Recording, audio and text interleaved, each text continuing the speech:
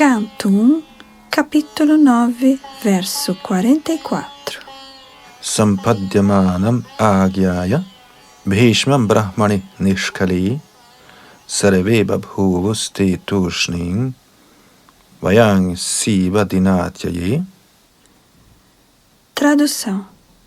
Sabendo que Bhishmadeva havia mergulhado na eternidade ilimitada do Supremo Absoluto, todos ali presentes ficaram silenciosos como pássaros no final do dia. Significado. Entrar ou emergir na eternidade ilimitada do Supremo Absoluto significa entrar no lar original do ser vivo. Os seres vivos são todos partes integrantes da absoluta personalidade de Deus, e por isso eles estão eternamente relacionados com Ele, como servidor e servido. O Senhor é servido por todas as suas partes integrantes, assim como a máquina completa é servida por suas partes integrantes. Qualquer parte de uma máquina removida do todo perde a sua importância. Analogamente, qualquer parte integrante do absoluto desligada do serviço ao Senhor é inútil. Os seres vivos que estão no mundo material são todos partes integrantes que se desintegraram do todo supremo, e eles deixaram de ser tão importantes como as partes integrantes originais. Há, todavia, muito mais seres vivos integrados que são eternamente liberados. A energia material do Senhor, denominada Durga Shakti, ou a superintendente do presídio, encarrega-se das partes integrantes desintegradas, e assim elas ficam submetidas a uma vida condicionada, sob as leis da natureza material. Quando o ser vivo conscientiza-se deste fato, ele tenta voltar ao lar, voltar ao Supremo, e assim começa a necessidade espiritual do ser vivo.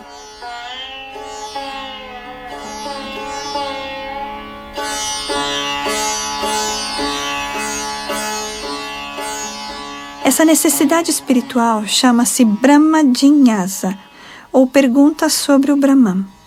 Esse Brahma Jiññāsa é bem sucedido principalmente através do conhecimento, da renúncia e do serviço devocional ao Senhor. Jnana, ou conhecimento, significa todo o conhecimento sobre o Brahman, o Supremo. Renúncia significa desapego da afeição material. E serviço devocional é o reviver pela prática da condição original do ser vivo. Os seres vivos bem-sucedidos, que são elegíveis a entrar no reino absoluto, são chamados de Gyanis, Yogis e Bhaktas. Os Gyanis e os Yogis entram nos raios impessoais do Supremo. Os Bhaktas, porém, entram nos planetas espirituais conhecidos como Vaikunthas. Nesses planetas espirituais, o Senhor Supremo prevalece como Narayana, e os sadios seres vivos incondicionados vivem ali prestando serviço amoroso ao Senhor nas categorias de servos, amigos, pais e amantes. Ali, os seres vivos incondicionados desfrutam da vida em plena liberdade com o Senhor, ao passo que os Gyanis e os Yogis impersonalistas entram na brilhante refulgência impessoal dos planetas Vaikuntha.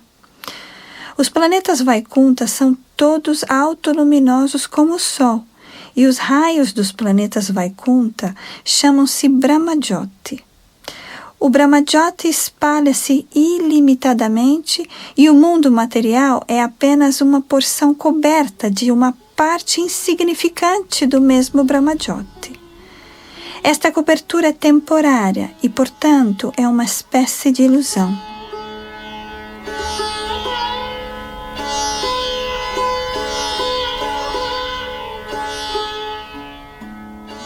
Bhishmadeva, como devoto puro do Senhor, entrou no reino espiritual em um dos planetas Vaikuntha, onde o Senhor, sob sua forma eterna de Parthasarathi, predomina sobre os seres vivos incondicionados que estão constantemente ocupados no serviço ao Senhor. O amor e a afeição que atam o Senhor e o devoto são demonstrados no caso de Bhismadeva. Bhismadeva nunca esqueceu o Senhor sob seu aspecto transcendental como Parthasarathi, e o Senhor esteve presente pessoalmente diante de Bhismadeva, enquanto este passava para o mundo transcendental. Esta é a perfeição máxima da vida.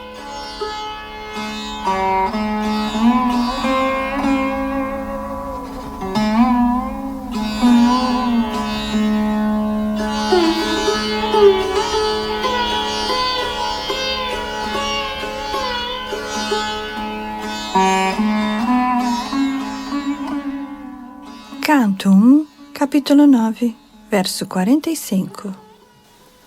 Tatra dundhubhayone duradeva manavavaditaha shashangsu sadhavo ragnyam khatpetu pushpavrishtayaha. Tradução. Logo após, tanto homens quanto semideuses soaram seus tambores em preito de homenagem, e a honesta ordem real iniciou demonstrações de honra e respeito, e do céu caíram chuvas de flores. Significado: Bhismadeva era respeitado tanto pelos seres humanos quanto pelos semideuses. Os seres humanos vivem na Terra e outros planetas semelhantes no grupo de planetas Bur e Bhuvar, mas os semideuses vivem em Ishvar, os planetas celestiais, e todos eles conheciam Bhismadeva como um grande guerreiro e devoto do Senhor. Sendo um Mahajan, ou uma autoridade, ele estava ao nível de Brahma, Narada e Shiva, embora fosse um ser humano. A qualificação para se equiparar aos grandes semideuses é possível apenas com a aquisição de perfeição espiritual. Assim, Bhismadeva era conhecido em todos os universos, e durante sua época, as viagens interplanetárias eram efetuadas por métodos mais refinados que os esforços fúteis de espaçonaves mecânicas. Quando os planetas distantes foram informados da morte de Bhismadeva, todos os habitantes dos planetas superiores, bem como os da Terra, precipitaram chuvas de flores para mostrar o devido respeito à grande personalidade que partira.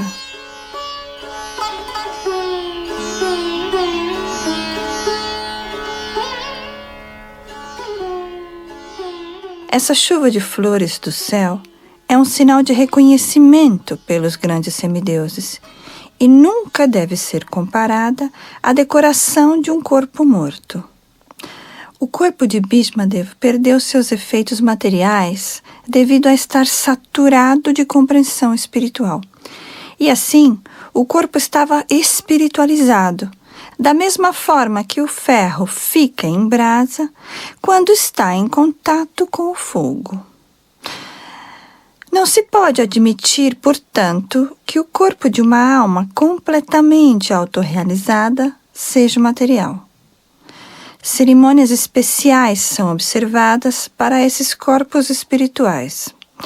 O respeito e o reconhecimento de Bhismadeva não devem absolutamente ser imitados por meios artificiais, como tem se tornado de moda observar na assim chamada cerimônia Jayanti para qualquer homem comum. De acordo com os Shastras autorizados, essa cerimônia Jayanti para um homem comum, por mais exaltado que ele seja materialmente, é uma ofensa ao Senhor, porque Jayanti é reservada para o dia em que o Senhor aparece na Terra. Bhismadeva foi único em suas atividades, e sua passagem para o reino de Deus também é única.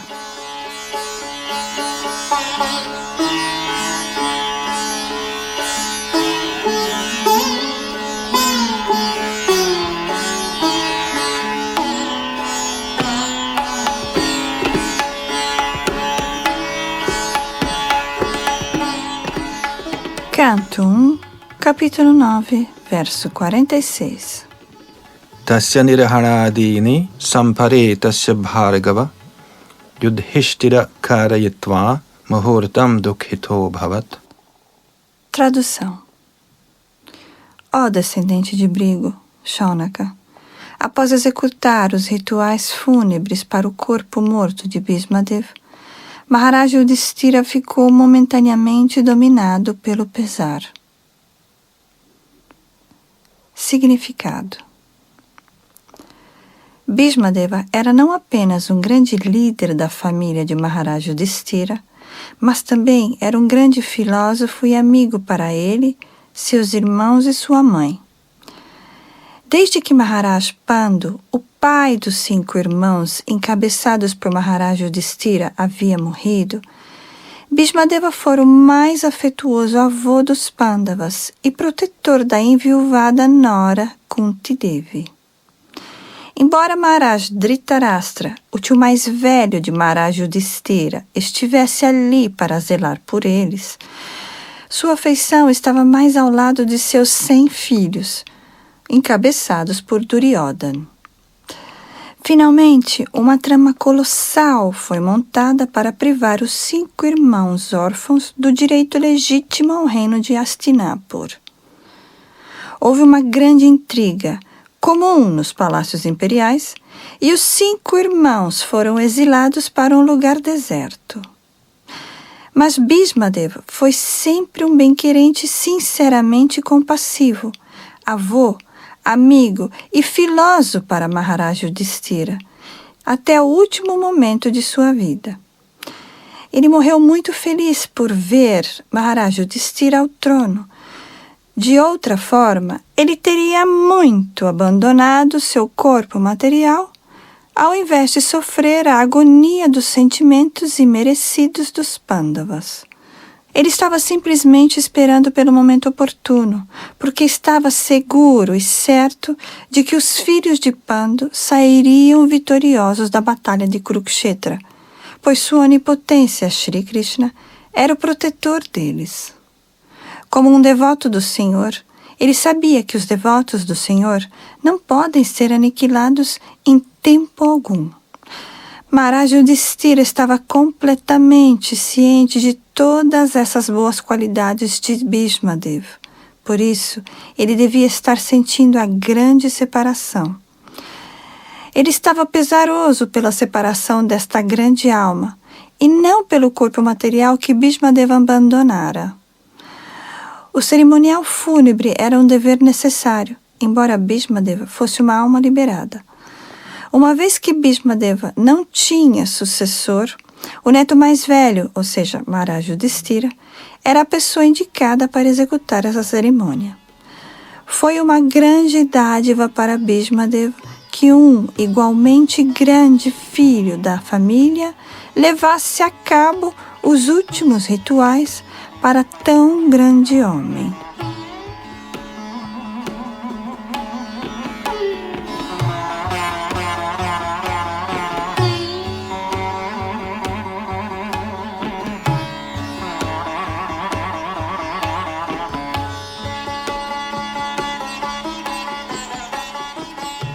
Canto 1, capítulo 9, verso 47. Tushtavura monayo hrashta Krishnang tadguhyanamabhi tataste Krishna hridaya svashraman prayayu punaha. Tradução. Todos os grandes sábios, então, glorificaram o Senhor Shri Krishna, que estava presente ali, através de hinos védicos confidenciais. Então, todos voltaram a seus respectivos eremitérios, mantendo sempre o Senhor Krishna dentro de seus corações. Significado. Os devotos do Senhor estão sempre no coração do Senhor, e o Senhor está sempre nos corações dos devotos. Esta é a doce relação entre o Senhor e seus devotos. Devido ao amor e à devoção imaculada pelo Senhor, os devotos sempre o veem dentro de si. E o Senhor também, embora não tenha nada a fazer e nada que aspirar, também está sempre ocupado em zelar pelo bem-estar de seus devotos. Para os seres vivos comuns, a lei da natureza vigora em todas as ações e reações, mas ele está sempre ansioso por colocar seus devotos no caminho correto. Os devotos, portanto, estão sob o cuidado direto do Senhor. E o Senhor também se submete voluntariamente apenas aos cuidados de seus devotos. Desse modo, todos os sábios, encabeçados por Vyasadeva, eram devotos do Senhor. E, portanto, eles cantaram os hinos védicos após o cerimonial fúnebre, simplesmente para satisfazer o Senhor, que estava presente ali pessoalmente. Todos os hinos védicos são cantados para satisfazer o Senhor Krishna. Isso se confirma na Bhagavad Gita, capítulo 15, verso 15. Todos os Vedas, Upanishads, Vedanta, etc., buscam apenas a Ele, e todos os hinos são apenas para glorificá-lo. Os sábios, portanto, executaram atos exatamente adequados para este fim e partiram felizes para seus respectivos eremitérios.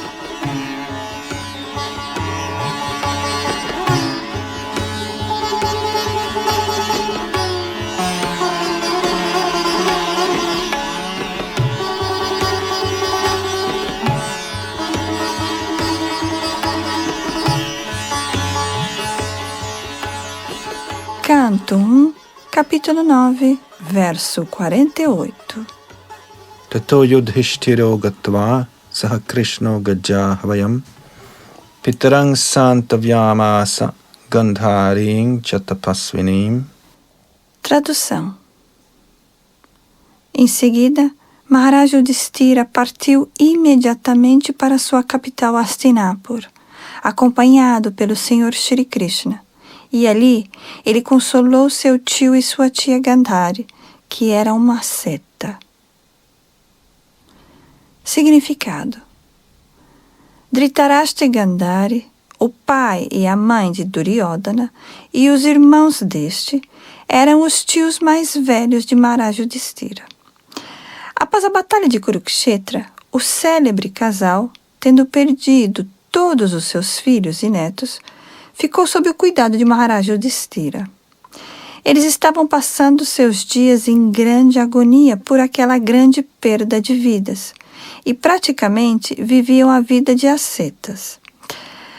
A notícia da morte de Bhismadev, tio de Dhritarashtra, foi outro grande choque para o rei e a rainha. E por isso eles precisavam do consolo de Maharaj Yudhishthira. Maharaj Yudhishthira era consciente de seu dever, e ele imediatamente correu para o local com o Senhor Krishna e satisfez o enlutado Dhritarashtra com palavras amáveis, tanto dele mesmo quanto do Senhor.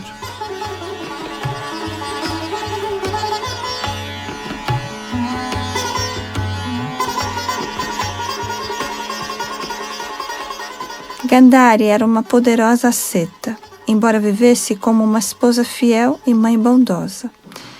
Disse que Gandhari também vedou voluntariamente seus olhos por causa da cegueira de seu esposo. O dever da esposa é seguir 100% o esposo.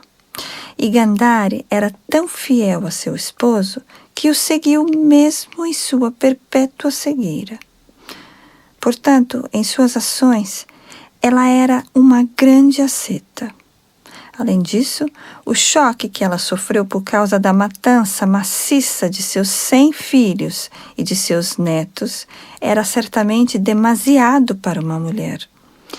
Mas ela sofreu tudo isso assim como uma asceta. Embora seja uma mulher, Gandhari não é inferior a Bhismadeva em caráter.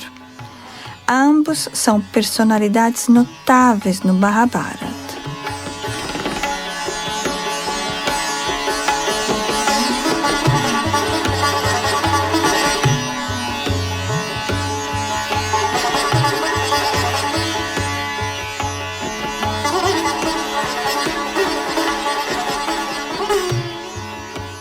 Canto 1, capítulo 9, verso 49. Pitra chanamato raja vasudeva namoditaha chakara rajang dharmena pitripaita mahang vibhu. Tradução. Depois disso, o grande rei religioso Maharaj Yudhishthira exerceu o poder real no reino, estritamente de acordo com os códigos e princípios reais aprovados por seu tio e confirmado pelo Senhor Shri Krishna. Significado. Maharaj Yudhishthira não era apenas mero coletor de impostos.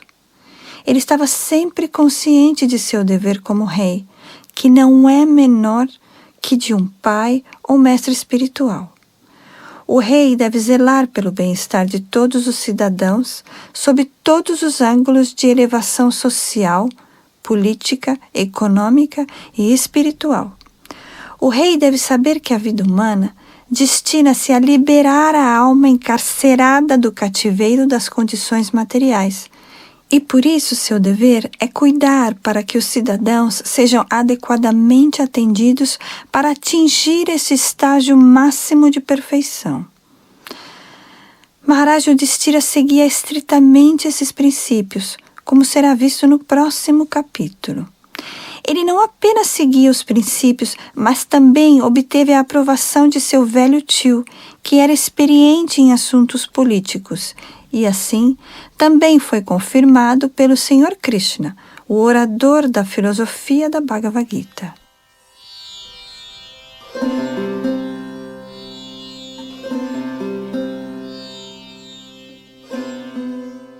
Maharaj Yudhishthira é o monarca ideal, e a monarquia sob um rei treinado como Maharaj Yudhishthira é uma forma muito superior de governo, superior às repúblicas modernas ou governos do povo pelo povo. A massa popular, especialmente nesta era de Kali, é composta de pessoas nascidas como Shudras, basicamente de baixo nascimento, mal educadas, desventuradas e pessimamente associadas. Elas próprias não conhecem a meta máxima da perfeição da vida. Portanto, os votos dados por elas, na verdade, não têm nenhum valor. E assim, as pessoas eleitas por tais votos irresponsáveis não podem ser representantes responsáveis como Maharaj Yudhishthira.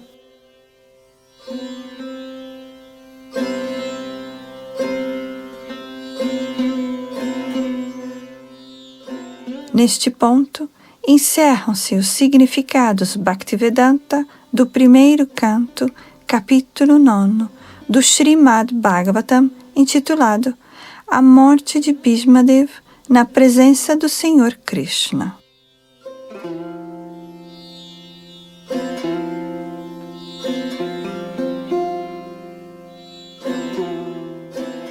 Canto 1, capítulo 10.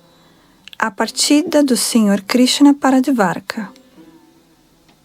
Verso 1.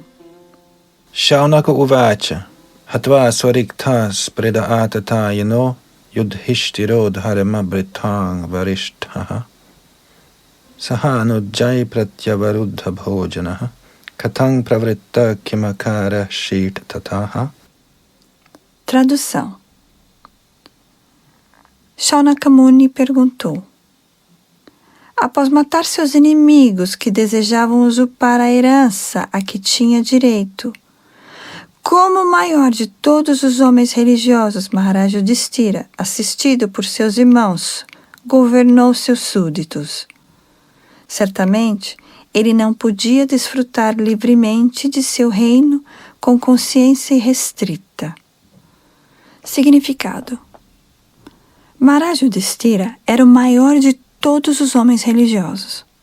Desse modo, ele não estava absolutamente inclinado a lutar com seus primos com o propósito de desfrutar do reinado.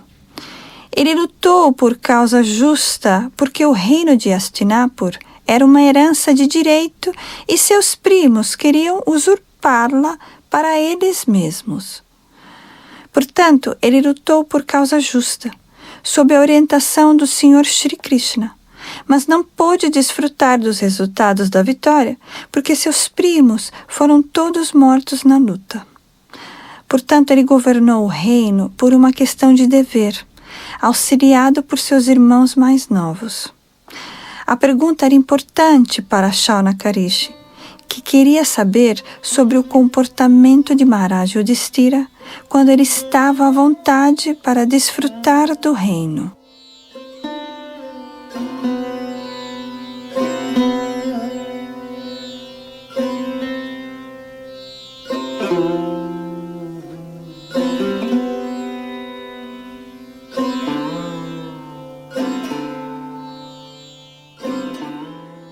Canto 1, capítulo 10, verso 2. Suta uvacha. Vangshakuror vangshadavagan nirhratang sangarohayitva bhava no harihi. Niveshayitva nijaraja ishvaro yudhishtirang paritamana bhabhuvaha. Tradução. Suta Goswami disse: o Senhor Shri Krishna, a suprema personalidade de Deus, que é o mantenedor do mundo, ficou satisfeito após restabelecer Maharaj Yudhishthira em seu próprio reino e após restaurar a dinastia Kuru, que havia sido consumida pelo fogo de bambu da ira. Significado: este mundo é comparado a um incêndio florestal causado pela fricção de varas de bambu. Esse incêndio florestal acontece automaticamente, pois o atrito ocorre sem causa externa. Analogamente, no mundo material, a cólera daqueles que desejam assenhorar-se da natureza material interage, e o fogo da guerra ocorre, extinguindo a população indesejada.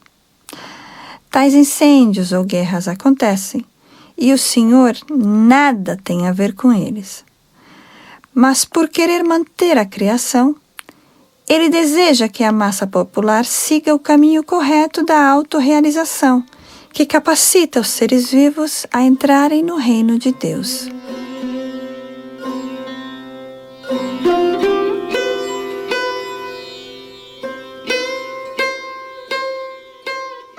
O Senhor quer que os seres humanos que estão sofrendo voltem ao lar, voltem a Ele e parem de sofrer as 3 espécies de misérias materiais.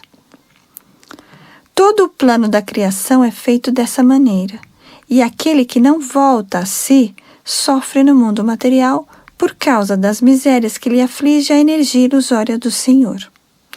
Portanto, o Senhor quer que seu representante fidedigno governe o mundo. O Senhor Shri Krishna desceu para estabelecer essa espécie de regime e matar as pessoas indesejáveis que nada têm a ver com seu plano. A batalha de Kurukshetra foi travada de acordo com o plano do Senhor, para que as pessoas indesejáveis pudessem sair do mundo e um reinado pacífico, sob a direção de seu devoto, pudesse ser estabelecido. Portanto, o Senhor ficou plenamente satisfeito quando o rei Yudhishthira subiu ao trono e a continuidade da dinastia Kuru, na pessoa de Maharaj Parikshit, foi salva.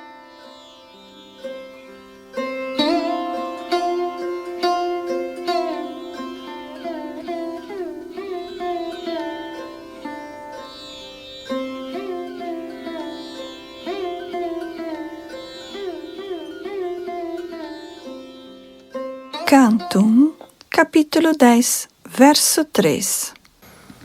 Nishamya bhishmoktam athachutoktam pravritta vigyana vidhuta vibhramaha shashasagam indra ivajitashiraya paridhyupantam anujanuvartitaha. Tradução. Maharaj Yudhishthira, após ser iluminado pelo que falaram Bhismadevi e o Senhor Krishna, o infalível, ocupou-se em assuntos de conhecimento perfeito, porque todos os seus receios foram erradicados. Assim, ele reinou sobre terras e mares, sendo seguido por seus irmãos mais novos. Significado. A lei inglesa moderna de primogenitura, ou a lei que lega a herança ao primeiro filho, também prevalecia naqueles dias em que Maharaja Yudhishthira governava a terra e os mares. Naqueles dias, o rei de Hastinapur, que agora é parte de Nova Delhi, era o imperador do mundo, incluindo os mares, até a época de Maharaj Parikshit, o neto de Maharaja Yudhishthira. Os irmãos mais novos de Maharaja Yudhishthira agiam como seus ministros e comandantes de Estado, e havia completa cooperação entre os irmãos do rei, perfeitamente religiosos.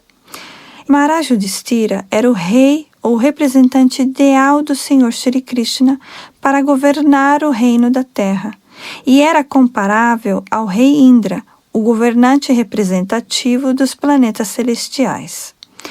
Semideuses como Indra, Chandra, Surya, Varuna e Vayu são reis representativos de diversos planetas do universo, e de modo semelhante, Maharaja Yudhishthira era um deles, regendo o reino da terra. Maharaja Yudhishthira não era um líder político sem iluminação, típico de uma democracia moderna. Maharaja Yudhishthira foi instruído por Bhishmadev e também pelo infalível Senhor, e por isso tinha conhecimento completo e perfeito de tudo.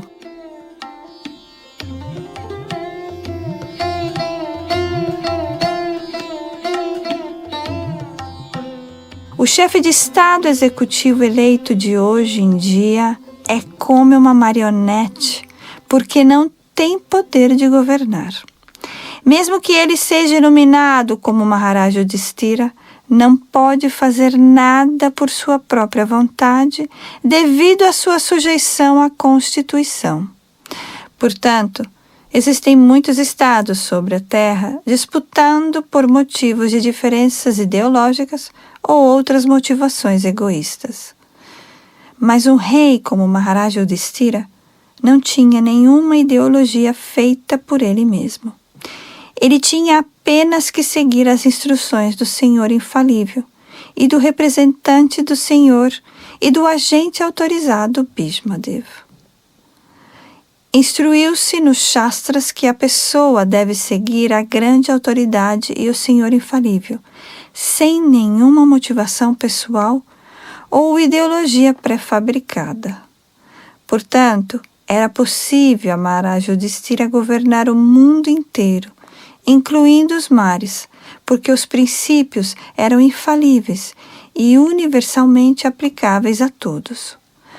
Uma concepção de Estado mundial poderia ser possível se pudéssemos seguir uma autoridade infalível. Um ser humano imperfeito não pode criar uma ideologia aceitável para todos. Somente o perfeito e infalível pode criar um programa que seja aplicável em qualquer lugar e que possa ser seguido por todos no mundo. É uma pessoa que governa e não um governo impessoal. Se a pessoa é perfeita, o governo é perfeito. Se a pessoa é um tolo, o governo é um paraíso de tolos. Esta é a lei da natureza. Existem muitas histórias de reis ou líderes executivos imperfeitos. Portanto, o líder executivo tem que ser uma pessoa treinada como Maharaja Yudhishthira, e ele deve ter pleno poder autocrático para governar o mundo. A concepção de um Estado mundial só pode tomar forma sob o regime de um rei perfeito como Maharaja Yudhishthira. O mundo era feliz naqueles dias, porque havia reis como Maharaja Yudhishthira para governar o mundo.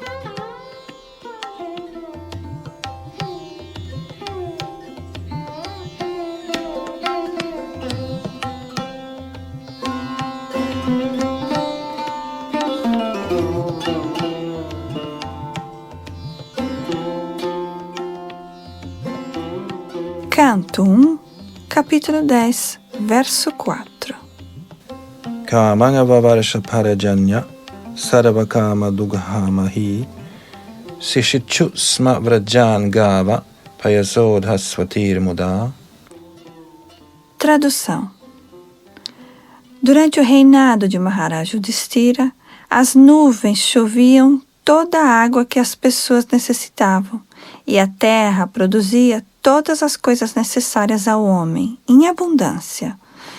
Devido aos seus úberes entumecidos de leite e à sua alegre disposição, a vaca costumava regar os pastos com seu leite. Significado. O princípio básico do desenvolvimento econômico centraliza-se na terra e nas vacas. As necessidades da sociedade humana consistem em grãos alimentícios, frutas, leite, minerais, roupas, madeira, etc. A pessoa necessita de todos esses itens para satisfazer as necessidades materiais do corpo.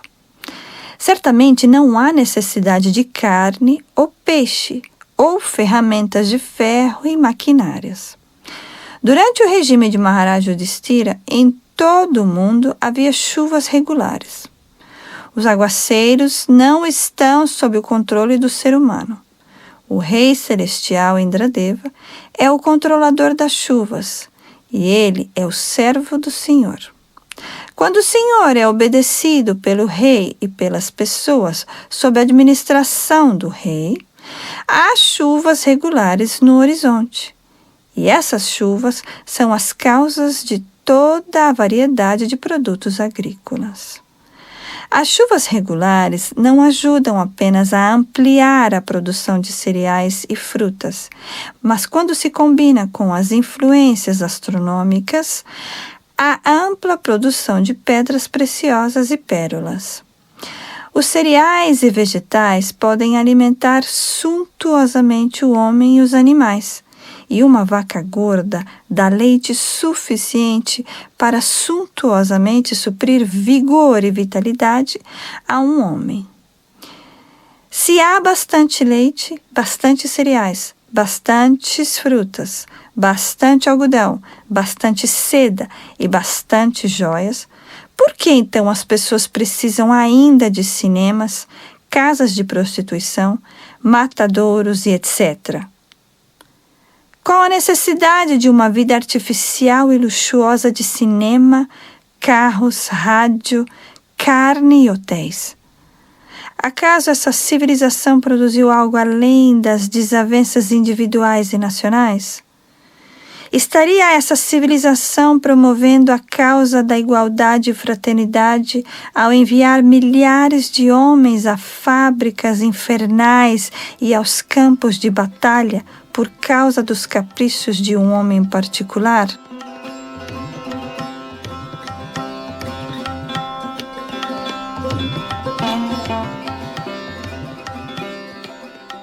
Disse que as vacas costumavam regar o pasto com leite porque suas tetas eram túrgidas e os animais eram alegres. Não necessitariam eles, portanto, de atenção adequada para uma vida feliz, sendo alimentados com quantidade suficiente de grama no campo? Por que deveria o homem matar vacas para seus propósitos egoístas? Por que o homem não pode se satisfazer com cereais, frutas e leite que, combinados adequadamente, podem produzir centenas e milhares de alimentos saborosos? Por que há matadouros em todo o mundo para matar animais inocentes? Maharaj Parikshit, neto de Maharaj Yudhishthira, ao viajar por seu vasto reino, viu um homem negro tentando matar uma vaca. O rei prendeu imediatamente o carniceiro e o castigou suficientemente. Por que não deveria um rei ou líder executivo proteger as vidas dos pobres animais que são incapazes de se defenderem? Isso é humanidade? Por acaso os animais também não são cidadãos de um país? Então, por que se permite que sejam esquartejados em matadouros organizados? Acaso esses são os sinais de igualdade, fraternidade e não violência? Portanto, em contraste com a forma moderna, avançada e civilizada do governo, uma autocracia como a de Maharaj Yudhishthira é muito superior a uma assim chamada democracia, na qual os animais são mortos e um homem inferior a um animal tem permissão de votar em outro homem inferior a um animal.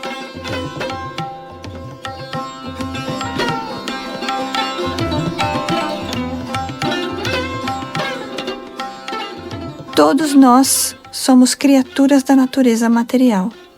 Na Bhagavad Gita está dito que o próprio Senhor é o Pai que dá a semente, e a natureza material é a mãe de todas as formas de seres vivos. Desse modo, a mãe natureza material tem bastante alimento tanto para os animais quanto para os homens, pela graça do Pai Todo-Poderoso Shri Krishna. O ser humano é o irmão mais velho de todos os outros seres vivos. Ele é dotado de inteligência mais poderosa que os animais para compreender o curso da natureza e as indicações do Pai Todo-Poderoso. As civilizações humanas devem depender da produção da natureza material, sem tentativas artificiais de desenvolvimento econômico para converter o mundo num caos de poder e cobiça artificiais, apenas para satisfazer luxos artificiais e gozo dos sentidos.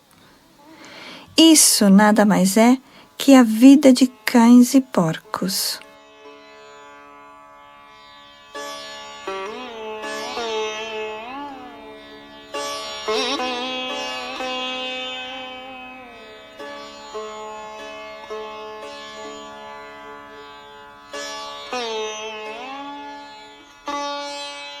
Canto 1, capítulo 10, verso 5.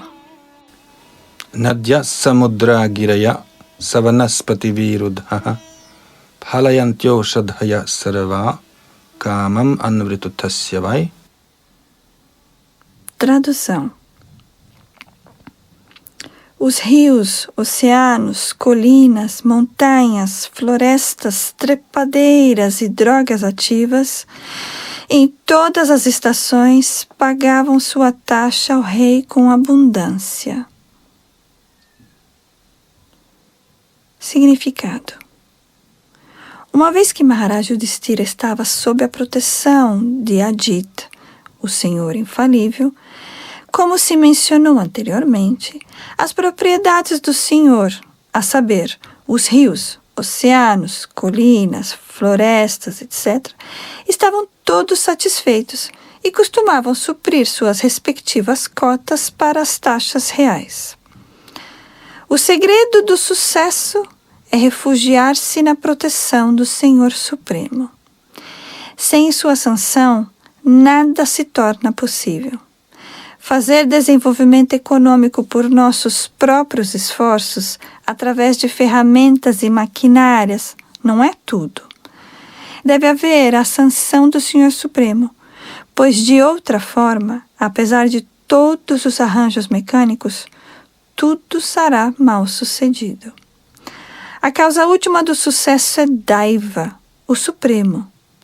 Reis como Maharaj Yudhishthira sabiam perfeitamente bem que o rei é o agente do Senhor Supremo para zelar pelo bem-estar da massa popular. Na verdade, o Estado pertence ao Senhor Supremo. Os rios, oceanos, florestas, colinas, drogas, etc., não são criações do homem. Eles todos são criações do Senhor Supremo. E o ser vivo tem permissão de usar a propriedade do Senhor para o serviço ao Senhor.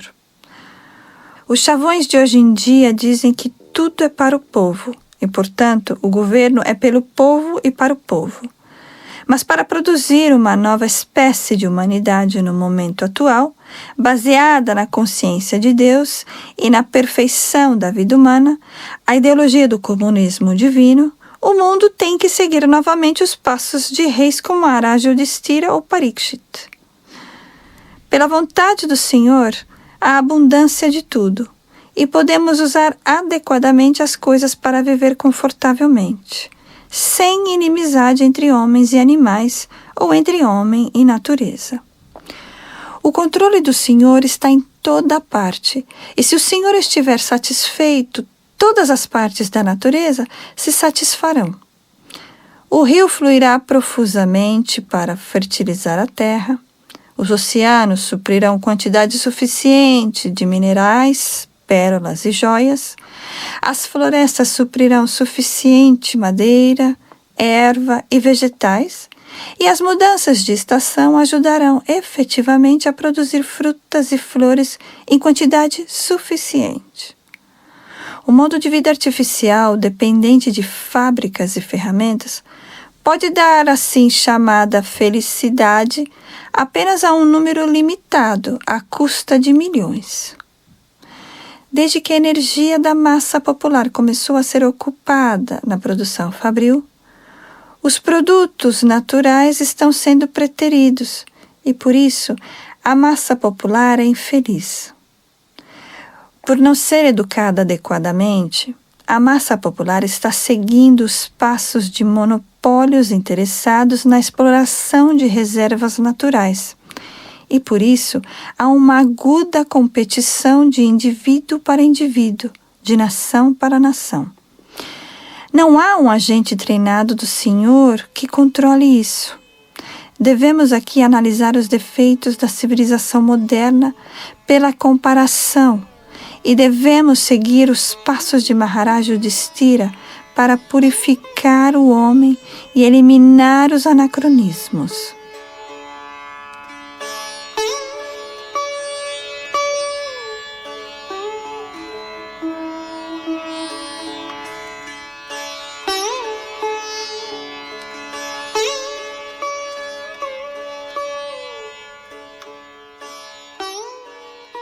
Canto 1, capítulo 10, verso 6.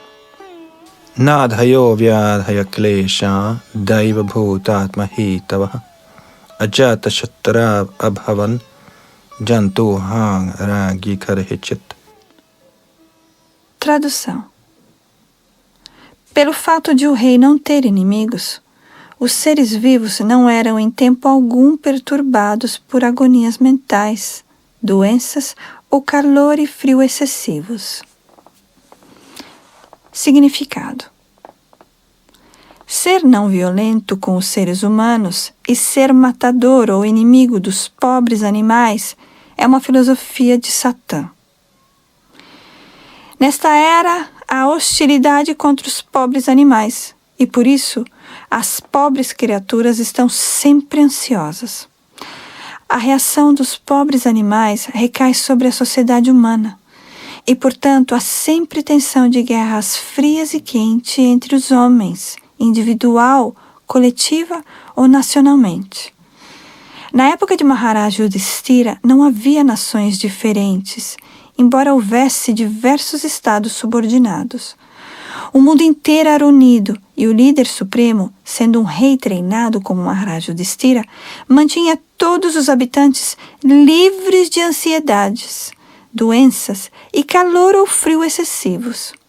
Eles eram não apenas prósperos economicamente, como também fisicamente saudáveis e não conturbados por nenhum poder sobrenatural, por inimizade de outros seres vivos e por perturbações de agonias corpóreas e mentais.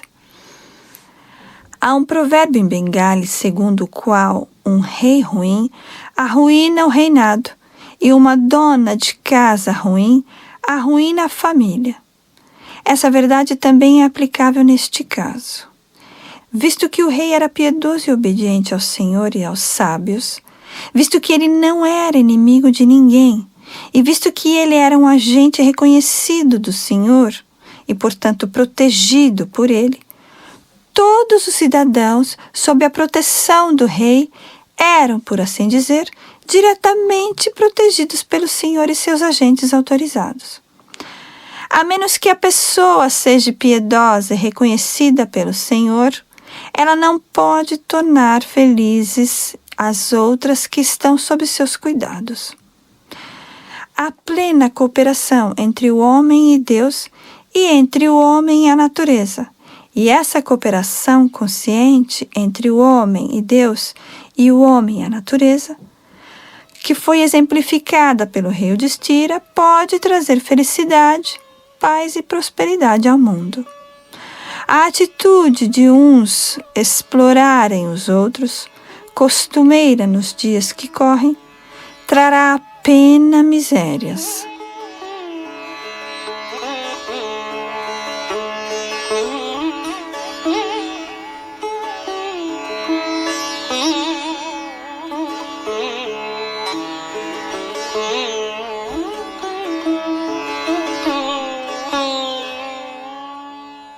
Canto 1, capítulo 10, verso 7. Ushitva hastinapure masan katipayan harihi suhridang cha vishokaya svasuscha priyakamyaya. Tradução. Shri Hari, o Senhor Shri Krishna, residiu em Hastinapur por alguns meses para serenar seus parentes e satisfazer sua própria irmã, Subhadra. Significado. Krishna ficara de partir para Dvarka, o seu próprio reino, após a batalha de Kurukshetra e após a entronização de Maharaj Yudhishthira. Mas para ceder ao pedido de Maharaj Yudhishthira e para mostrar misericórdia especial para com Bhishmadeva, o Senhor Shri Krishna parou em Hastinapur, a capital dos Pandavas. O Senhor decidiu ficar especialmente para serenar o rei pesaroso, bem como para satisfazer Subhadra, irmã que perdera seu filho único, Abhimanyu, que era recém-casado. O jovem deixara sua esposa Uttara, mãe de Maharaj Parikshit. O Senhor sempre sente satisfação em comprazer a seus devotos em qualquer posição. Somente seus devotos podem representar os papéis de seus parentes. O Senhor é absoluto.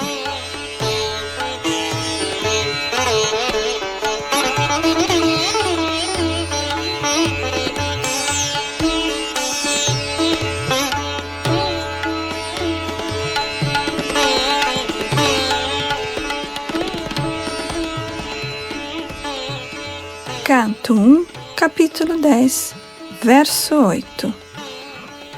Amantrachabhyanugyata parishvajabhivajatam aruroharatham kaischit parishvaktobhivaditah. Tradução. Em seguida, quando o Senhor pediu permissão para partir e o rei a deu, o Senhor ofereceu seus respeitos a Maharaj Yudhishthira, prostrando-se a seus pés, e o rei abençoou. Depois disso, o Senhor, sendo abraçado pelos outros e recebendo suas referências, subiu em sua quadriga. Significado. Maharaj Yudhishthira era o primo mais velho do Senhor Krishna, e por isso, ao despedir-se dele, o Senhor prostrou-se aos pés do rei. O rei abraçou-o como um irmão mais novo, embora o rei soubesse perfeitamente bem que Krishna é a suprema personalidade de Deus. O Senhor sente prazer quando algum de seus devotos o aceita como menos importante por amor. Ninguém é superior ou igual ao Senhor, mas ele sente prazer em ser tratado como se fosse mais novo que seus devotos. Tudo isso faz parte dos passatempos transcendentais do Senhor. O impersonalista não pode avaliar os papéis sobrenaturais desempenhados pelo devoto do Senhor. Portanto, Bhima e Arjuna abraçaram o Senhor porque eram da mesma idade, mas Nakula e Sahadeva prostraram-se diante do Senhor porque eram mais jovens que ele.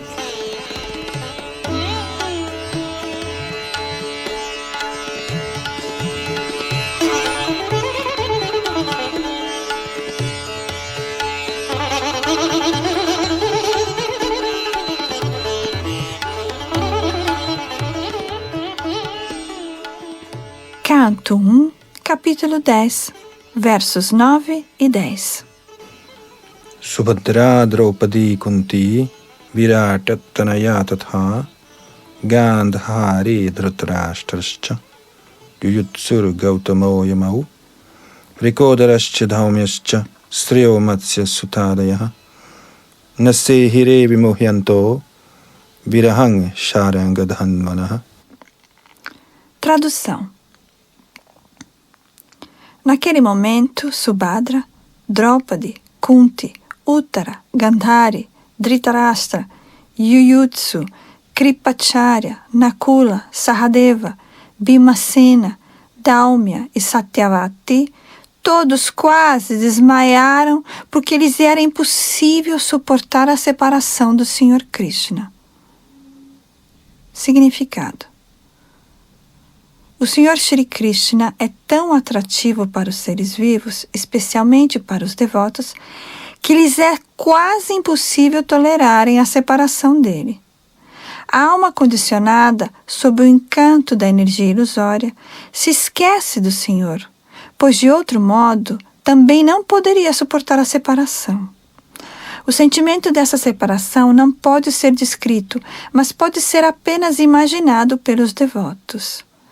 Após sua separação de Vrindava e dos inocentes e rurais vaqueirinhos, mocinhas, senhoras e outros, todos eles sentiram-se abalados ao longo de suas vidas, e a saudade de Radharani, a mais amada vaqueirinha, está além de toda a expressão.